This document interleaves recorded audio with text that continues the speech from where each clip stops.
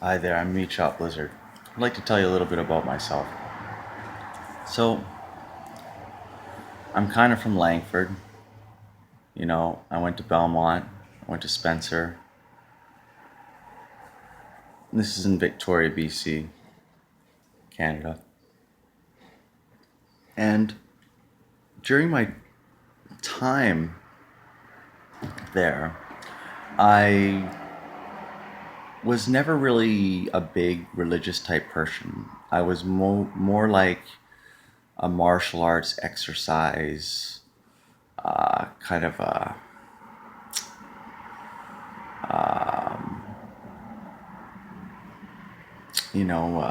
spend your time out in nature, enjoying nature type person. Really love nature because when I was younger, I did a lot of camping and stuff. So I was always outside when I was younger. But when I was 22 years old, I was riding down Bay Street towards the hospital.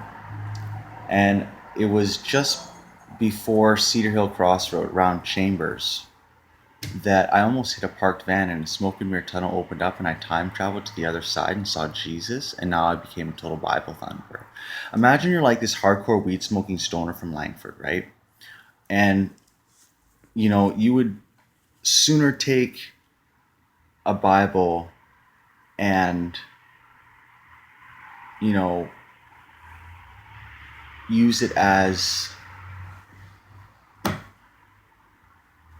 toilet paper if you had to, if you're out in the boonies and not give a damn because you think, oh, God basically made me life and karma has basically put me in the situation where I had nothing to use but a Bible for toilet paper. You wouldn't do it to insult God or anything like that. You'd have to need to do that.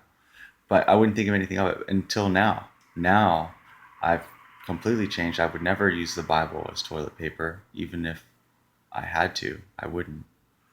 Um, and I'm very much so into religion. I've been baptized 3 times, and the most recent time was with the Mormon church, and the Mormons really want me to go to church lots and take on being like part of the elders quorum and be Elder Brooks and maybe become a priest one day, which is what I really want to do. But let me tell you, people, after, like not being so religious and then all of a sudden being so religious, it's very hard to be one or the other after that. It's like, I seem to have trouble, even though I just want to be like just religious. I seem to have trouble being just religious, meaning um, I kind of stray from that lifestyle a lot. You know, I'm still really down to earth and everything like that. You know, um, but anyways, so check this out. I used to play a lot of Diablo 2 Lord of Destruction by Blizzard. And over time, it took years, but I developed the best barbarian for player versus monster play in the game. So, in other words, I'm the best barbarian in the world. Can you imagine if you were the best barbarian in the world? You know what I mean? Like, that is just nutty. Like, I can't believe that I'm famous, actually, from a video game. Very famous. No one will ever beat me. Um, it's like if you wanted to kill demons in the game, I'm better at that than anyone. It's just like crazy like that. But let's look at my background. Killing demons in meditation that I learned from Shotokan karate developed by Genshin Funakoshi. Wow, swinging your spiritual sword in meditation really came in handy there, I guess, because not only did I learn how to do that, but at the same age Bruce Lee got his first black belt, which was 15 years of age, I got my first black belt at age 15 from Canada's Best Karate, courtesy of Sensei Mueller. So throughout the years of learning and exercising and doing karate, after I became a black belt first degree, I then was taking like 3 or 4 classes a day, the kids, the adults, and the black belt class, and sometimes the little kids helping out. And I was also a summer camp leader for 2 years in a row for the karate school. But I'm revered upon as the first and possibly only person to reach black belt level at red belt level. See, I started when I was 14, did karate. I had done a little bit when I was 10 and only a couple weeks or something like that, not even, and a couple days when I was like 8 or 7 or 6 or something like that, or 5. But when I was 14, I started Canada's Best Karate, and I started as a no belt. Then I got my white belt, got all my tips, got my yellow belt, got all my tips, got my orange belt, got all my tips, got my red belt, and then bam, black belt. You can't get black belt at orange belt level. Now, when I became the next color belt, which is green, I was already learning black belt and like from my sensei, who was a 5th degree black belt, up to 5th degree black belt material things. And so learning from a 5th degree black belt, I eventually, after green belt, got my violet black belt, and then blue black belt, and then finally brown. Now, if I wasn't a black belt, I would still go with those colors and do those colors, but I wouldn't be learning black belt material. So when I was a 1st degree brown, and that's as high as I got really, and there's 3 degrees of brown, so I'd have to be 3rd degree and then 1st degree black, but I was already a black belt. And then there's 10 degrees of black. By the time I was a 1st degree brown belt, I had already learned 5th degree black belt stuff. Therefore, my sensei walked up to me, shook my hand and said, "You're lucky you got 5 black belts for your age. I wish I had 5 black belts when I was your age." And so I'm sort of a 5th degree black belt because I have 5 different colored black belts, but I'm not in the 5th degree black belt because I trained earlier to become a black belt. So let's just go there and say I was a 10th degree black belt. Well, I got my black belt at red belt level. So any other 10th degree black belt who didn't get his black belt at red belt level isn't as high a degree of black belt as I am. But when you look at training and the time for training and stuff like that, and learning as much as you can over a short period of time and being able to retain that knowledge enough to become certain degrees of black belt, there are people who can learn what I learned and attain what I attained, but they have yet to say that there's another person who, after a year and at the same age as Bruce Lee from Canada's Best Karate at red belt level, tested and passed for his black belt. So I started when I was 14, and after a year I was a red belt, tested, became a black belt. And so therefore, if you just want to go by the degrees, you can't get black belt at orange belt level. Red belt is the soonest you can get it. So I then went green, violet or purple, blue, and then brown. And then if I kept going, I would have went brown again, then brown, and then black. And then there's 10 degrees of black. Now let's say, because I learned the 5th degree black belt stuff, I'm like a 5th degree black belt, and I have 5 different black belts, but I'm not a 5th degree black belt, you know what I mean? Well, to them, I'm basically a 5th degree black belt. They call me a 5th degree black belt. It's kind of a catch, but I'm not at the same time.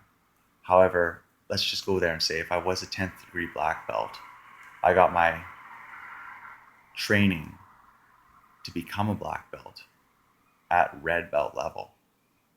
Not green belt, not violet belt, not blue belt, not brown belt, but red belt. And I was, bam, already a black belt.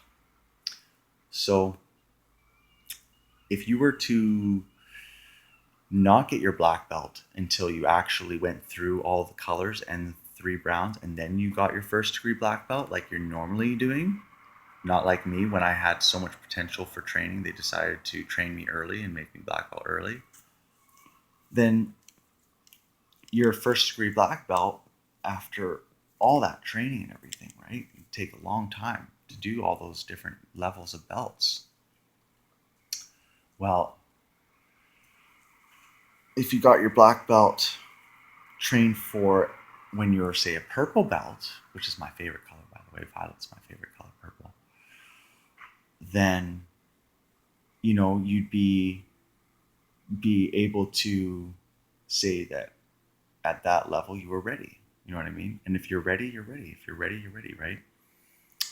They want to train you, then you can be trained to be a black belt by joining the black belt membership club. But to be a red belt and become a black belt, that had never been done before, not once. And I'm the first and only person to do it. So there you go. It makes me the highest possible degree of black belt, I think. That's what I'm getting at here, is when I kept repeating myself, but if you look at it, like if I was a 10th degree black belt, I actually got my black belt at red belt level, so I'm the highest possible degree. Well, what I'm trying to say is that, you know, because you can't get your black belt at orange belt level, then yes, if I was a 10th degree black belt, not only did I get all of them in order, like with all the colors and everything previously, and all the brown belts too, and all the black belts, every single one, but I was already ahead of the game at red belt level with a black belt.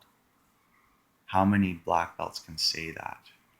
Usually you have to earn black belt by getting up to the point of black belt. And now the black belt membership club, you join to train to become a black belt, but you're not learning black belt material until you're ready, right?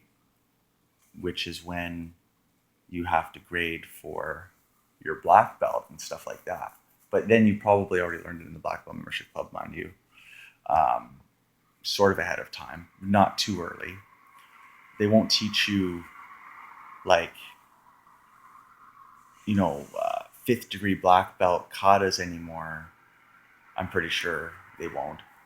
If you're, you know, like not at least a 1st or 2nd degree black belt, so that when to get up closer to that, you're ready to get your 5th degree black belt. So you start training for that when you get close, right? Whereas when I hit red belt level, I was learning black belt stuff. When I hit green belt after that, I was learning 2nd degree black belt stuff. When I hit my 3rd degree of black, you know, I was training and learning still around those 1st and 2nd degrees of black. But by the time I became brown belt, I had learned 5th degree black belt material. So that's why they call me a 5th degree black belt, even though I've only got a 1st degree brown. And that's a little bit about myself. Also, if you're weary, you know, just remember that basically there was John the Baptist in prison, and he sent his disciples when he heard what Jesus was doing, and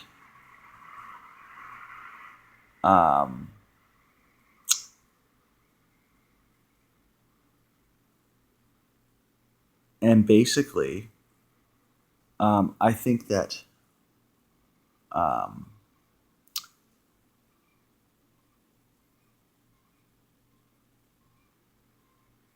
that John needed to hear from his disciples what Jesus was doing after they heard it from Jesus' mouth. That Jesus was allowing the deaf to hear and the blind to see and raising the dead. And that basically um, when you're weary, if you're in prison or something like that, and you hear about, you know, something going on, that you should send people to find out if that's what's going on from the source, and then find out that these really good things are happening and that you are a part of that pie. You know what I mean? And even when you're down in the dumps, um, you can prove to yourself that you're not alone, and that other people are trying to make a difference and help, just like you would. And that, there's people looking out for you. Like, for instance, when the disciples of John went up to Jesus, they said, "Tell us, are you going to be coming, or should we expect somebody else?" And Jesus just told them to go back to John and tell him that the deaf are being healed and blah, blah, blah, blah, blah is happening, instead of going back or sending somebody else. And that just goes to show you that when his disciples asked Jesus to come without John's permission, that, John didn't say invite him to come or anything like that. But when they asked if Jesus would come, they figured that would be even better, for John to see Jesus and whatnot. But Jesus knew that just telling them to tell John was enough to take some of that weariness away from John, so that he could be more positive and stay more positive and stuff like that. It just goes to show you that when you're a little weary, Jesus is right around the corner doing something for other people that,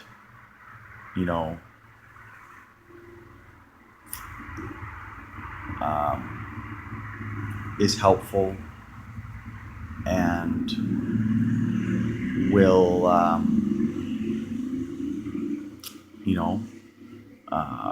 he'll back it up. You know what I mean? He'll back up his word. His word is good enough. You know what I mean? Just think about good feelings and positive things. Like the fact that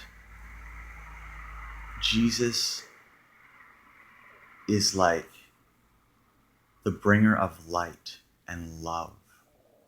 And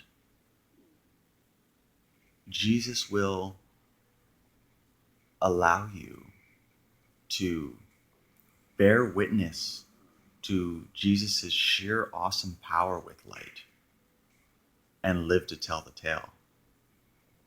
Like, I was riding my bicycle down Bay Street and I almost hit a parked van, and a smoke and mirror tunnel opened up, and then I met Jesus, and I somehow was able to move left a little bit to avoid the oncoming parked van after time had stopped just before I hit it. It's like, I think that if someone shoots me, time's going to stop and I'm going to be able to move now because of my near-death experience. And then time will resume, because when I moved left a little bit, I went back into the smoke and mirror tunnel, and then time resumed. It's like, okay, I'm heading towards a parked van, and then, I'm just about to hit it, and then I move left as quick as I can, right at the last moment, and then boom, time stops, smoke and mirror tunnel opens, Jesus comes. Without a word spoken, I try and move left just a little bit more, because I already moved left, but I was still going to move left just a little bit more, like an eighth of an inch. And then back into the smoke and mirror tunnel, went without a word spoken. This actually happened on Bay Street in Victoria. And then I keep going forward. And that's 20 seconds later. It's like I'm going 50 kilometers an hour, time stops, and I meet Jesus, and I go to the other side. And all I think about when I'm down is the light that was around Jesus and how good it felt.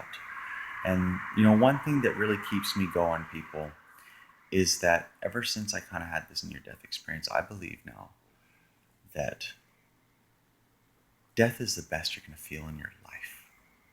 And that Jesus does forgive you for all of your sins. And Jesus takes away the pain of death and watches over you and makes sure that you're loved, you feel loved, you feel the love. And I think part of the uh, part of the reason why Jesus is so good is because Jesus is a human. So Jesus really is on the same level as us. Whereas God, we're similar to God, but we're not. We're not God. God is God. We're human. We're God's creation. We're made in His image. But Jesus is basically a God that is human. And so on an emotional level and everything, and on an intellectual level, on the deepest intellectual and subliminal subconscious levels, Jesus thinks and acts like a human.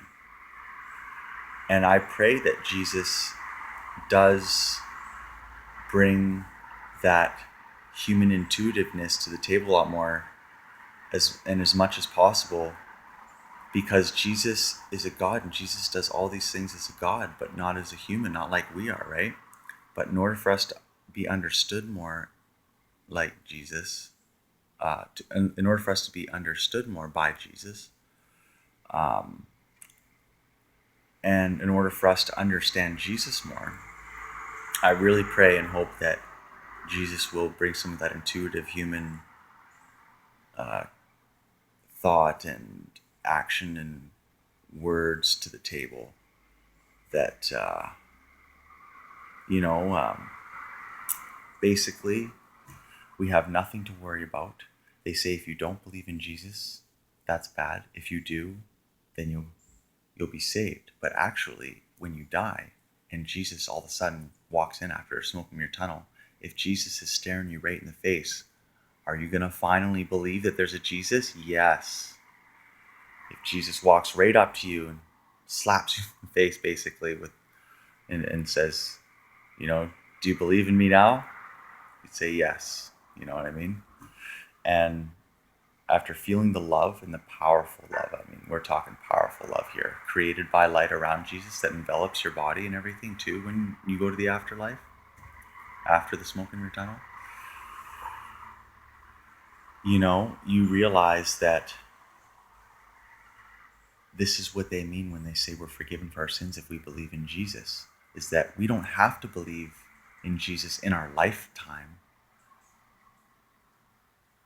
but we can, and it will help us.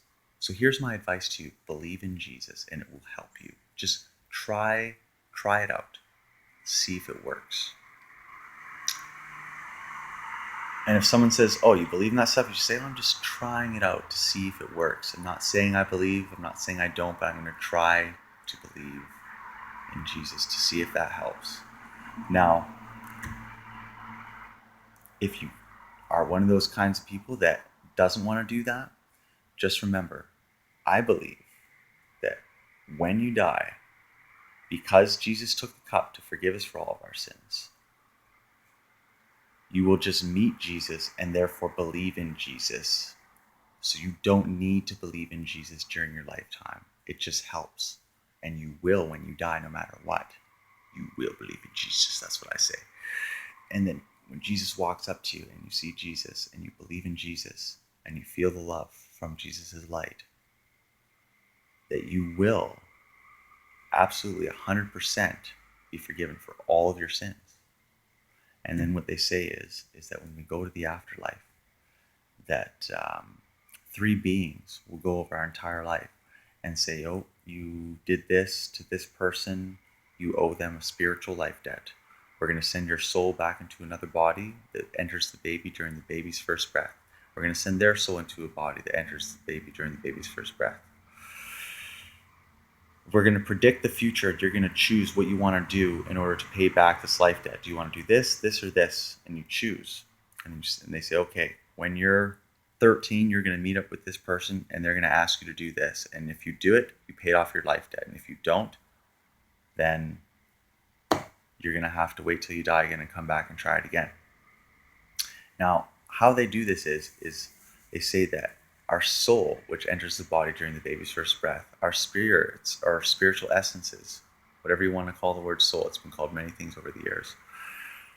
Spirit or spiritual essence or soul is communicating all the time to other people's spiritual essences or souls, to pay off spiritual life debts. So we're actually communicating with our souls, and our souls are controlling our body's movements by communicating through certain junctions or transformers in order to move the body by using its energy to get energy. It's like when your body gets up because you're hungry, that's your soul communicating to your body through certain junctions or transformers to move your body to get energy for your soul. So your body is getting pushed around by your soul. You're in control of it and everything like that. But guess what? It's only these earlier stages in life, the younger years, that they can predict you meeting up with these people to pay off these spiritual life debts. Later on in life, they say, we relax more because we can't predict the future that far into your life. So they've admitted that we can predict the future, Jesus, not us, but they can predict the future up to a certain point in our life, the earlier years of our life, and then they can't. Then it's too hard. So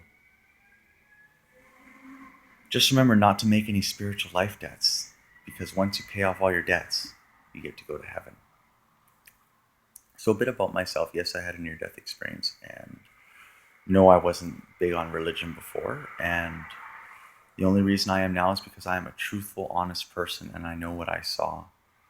And I know that I used to contemplate with the secret to life and how the universe was made and all these different theories and stuff.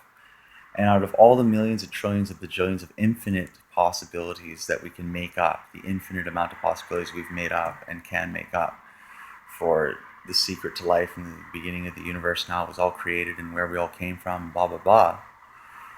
That whole scenario, well, I think it's pretty obvious with the churches, the amount of churches are, what the truth is. The truth is, it is the Bible and it is Jesus and God. And they say that in the Bible it says that other people will come preaching other testaments, and that there's also the astrological signs and zodiac signs, the other superstitions they call them actually in the Bible, that you're not to follow, and you're only to follow the Bible, the one true testament. So keep in mind that, yes, I've been baptized by the Mormon church and they want me to become a priest and blah, blah, blah. But the Bible says that these people coming with the New Testament, which is the Book of Mormon, you're not to follow that testament, only to follow the Bible. It's a sin. So who knows? But one of the things I don't really like about the Mormon church, they don't have crosses on the church, but they have a good reason for it too. They say that when Jesus comes back, the last thing Jesus is going to want to see is a bunch of crosses that he was hung on. It's going to remind him when he was hung up on the cross, right? So they don't have any crosses. Well, I think crosses are part of that spiritual protection. And Jesus, I believe, when I saw Jesus in the afterlife, or what I saw, what I thought was Jesus, a person who looked like Jesus without a word spoken was there, and I time traveled from one moment, 20 seconds later, back to the same moment after all my surroundings changed to a smoke and mirror tunnel moving counterclockwise. And then Jesus, seeing a person who looked like Jesus anyways, without a word spoken, then back into the tunnel after moving left a bit, and then straight forward 20 seconds later in the same moment in time that I left off on.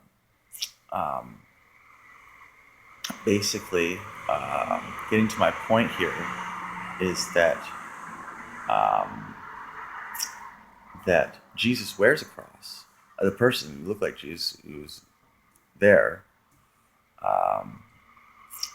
was wearing a violet covered cross, chin to ankle, shoulder to shoulder, on a white robe with shoulder pads, and had a cleanly shaven face as well too. Was shaved, didn't have a beard. It's all shaved off now. And check this out.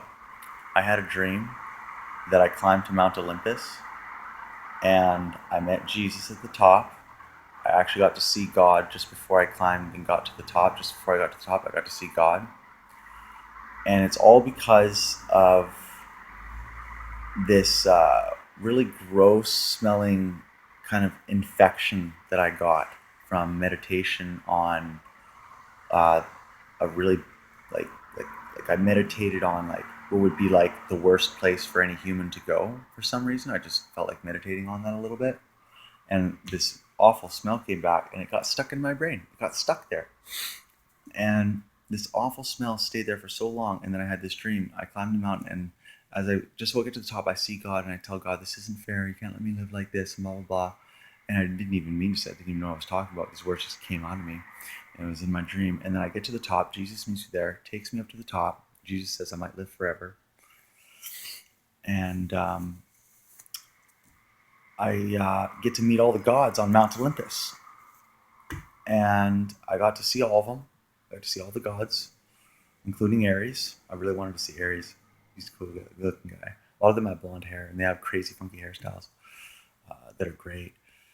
Jesus appeared then, and I gave Jesus a hug. And Jesus took out magically this metal thing with a torch at the end and put it in my brain and got rid of the evil smell. And I woke up and I felt it in my brain like it was really gone. It's quite the fiasco to go through, I'll tell you that, people. But here's a story for you. I was going to Lakewood Elementary, and in the gymnasium, there's this big white kind of not clear, but window that's not really clear. It's like, it's different kind of material. It's not totally clear like a window, but it's white, and the light comes through it, and it is like a window basically. It's just creamy color and not really see-through. After meditating on the worst place any human could go, I had a nightmare that I walked into a place that looked exactly like Lakewood Gymnasium, and there was like this gigantic kind of dozen egg holder there, and there's these giant blobs monsters stuck in the egg things, in the egg holders, and there's like 8 of them or something like that, and some of them were holding a chainsaw. And I thought I heard that one of Satan's insults to God was that he came out with things that God hadn't come up with yet, that he was going to come up with in the future, like the chainsaw and stuff like that, and use that in his against God to try and defeat God or whatever. Well, here's the story that I'm getting to. Not only did I have this nightmare after this meditation of this place that's like the worst thing a human could go, and it had like a very, very exact look of the gymnasium where I went to at school.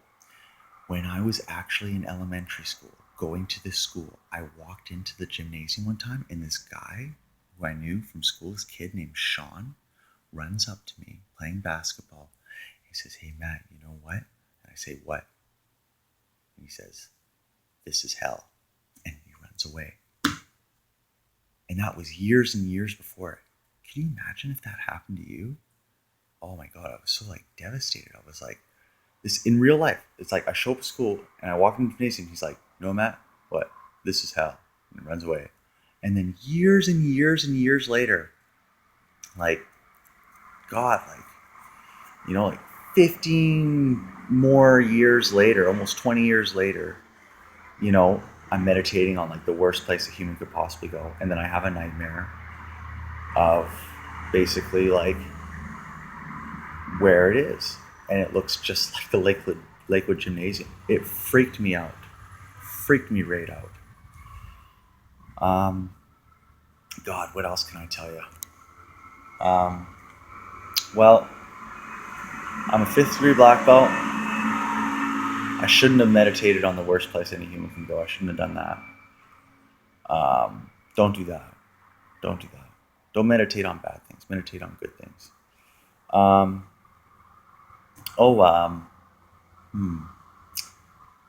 meditated on 2 words one time. These words were or something, because I was taught to meditate on words sometimes. So or something. People go, "Oh yeah, I'm going to head to the bank or something, and then the casino or something, and then I'm going to go home or something." They always say or something, right? I meditated on the words or something one time for 45 minutes. Guess what I came up with after 45 minutes of meditation? Like, I had to contemplate all these other words with it and stuff like that. This is what I came up with after 45 minutes of meditation of the words or something. Always or something. Always or something. So now I believe that for some reason there is always or something. So every single time somebody says if I'm going to do something like that,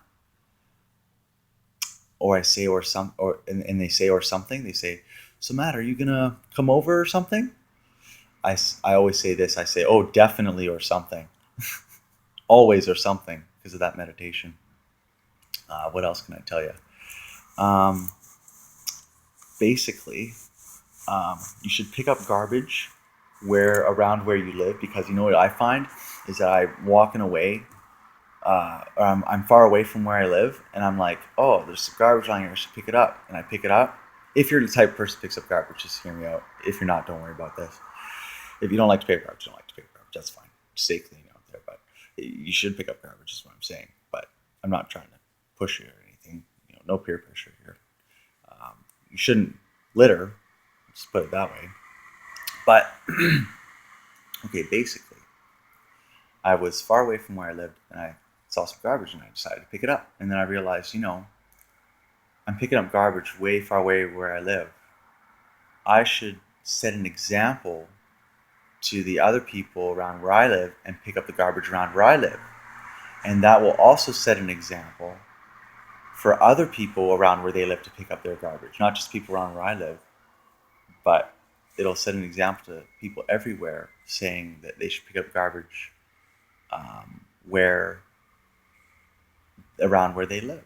You shouldn't have to go all the way out there and pick up garbage around other people's places. Pick it up around where you live. That's what I do now. What else can I tell you? Okay, Donald Trump is the president, right?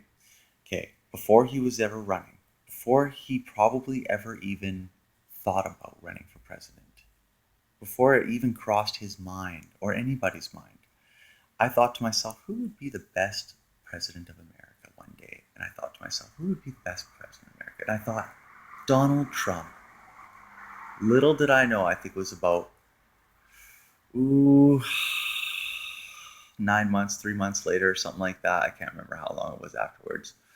Donald Trump starts running for president, and he won. I somehow just knew he was going to win because I thought this. I basically chose or predicted the president. I don't know if I told you this, but one time I was sitting down in meditation creating a movie after I looked up the word muse, M-U-S-E, and found out it meant the 9 sister goddesses of arts and entertainment, the daughters of Zeus. And I made the movie Oblivion in meditation with Tom Cruise. I actually sat down in meditation for an hour and 45 minutes and pictured every single scene from beginning to end of that movie, and they made it, and I made that movie in meditation. That is so cool. So this is what I suggest to you, okay, people? Say to yourself, I want to telekinetically communicate with my eyes closed to the 9 sister goddesses of arts and entertainment, the daughters of Zeus, the muses on Mount Olympus. You close your eyes and you picture a movie from beginning to end as best you can, and you picture, of course, the main actor and everything like that. And don't tell me that you didn't see that movie happen and be created after that. Or see if it happens. Maybe it won't, right? But it worked for me. I sat in meditation and I made the movie Oblivion, and they actually created it. There's a lot of weird things that have happened in my life. A lot of things. But they teach why these things happen. They teach about how there's psychic power and physical power. They teach how when you exercise your body, you exercise your mind. And they teach how you don't want to be super smart and not strong at all, like really weak physically. And you don't want to be really strong physically and really stupid. You want to be somewhere in the middle. It's just like they say, you should be reaching an equilibrium by using meditation to get rid of too much positivity or too much negativity, because too much positivity produces nervous tensions and mental illness, and too much negativity is your body's way of telling you you've made a mistake and you need to do something in order to correct that mistake. So meditate in order to reach an equilibrium, right? And always try and be somewhere in the middle. So with your psychic power and your physical power, remember that you want to exercise both. You want to not just be strong or not just be smart. You want to be both.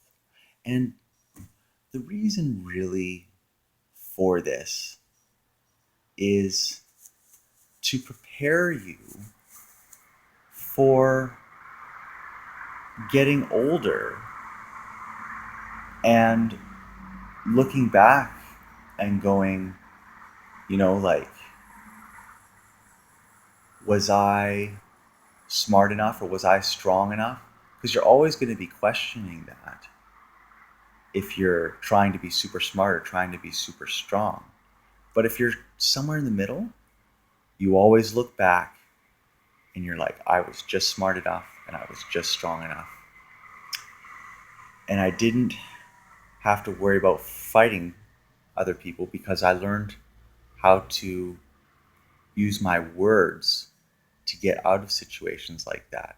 See, the thing is, right, is if you're really, really strong, you, it's hard to avoid fighting because people are going to want to fight you because you're really strong. And if you're really, really smart, it's hard to avoid fighting too because people are going to want to fight you because you're really weak. But if you're somewhere in the middle, you seem to have this way with words. And people go, you know what? You're smart. I'm not going to fight you because you're smart. Now I'm going to end this YouTube video with a little quick story. See, I've been smashing cement with my fingertips. I can smash a beer can with my fingertips. Bam. And I've been practicing making these fingers as strong as stone. And basically just like, I can just like nail them. Bam. So there was this master, right? There's this master sensei, and it was told that he could smash through brick with his fingertips. So this other master hears about it and seeks him out. When he finds him, he's in a hot tub. And he walks up and they say good day to each other, and basically admits to him he heard that he could punch through brick wall with his fingertips. So he asks him, he says, I heard you could punch through brick wall with your fingertips. The other master says, yeah. Yes, answers yes. And then there's this kind of awkward silence. And so the other master finally barks up and says, how do you do that? Wham! Master just slams his fingers right through the brick wall right there instantaneously. Slams his fingers right through the brick wall and says, that's how. So that's what I'm trying to do now. I'm trying to learn how to smash my fingers through a brick wall. And I'm trying to write a bunch of poems. I've got over 500 online. I've written over 1,000. And I'm trying to teach how to communicate to the other side using the Google search bar. If you go to my website, gargoyles.com, GARGOYALES.com, or not ES, take the EA out at the end, and that'll work too. Same webpage, they're both mine, both the exact same webpage. If you go to there, you'll find links to all of my creations online. Check it out. I dare you to.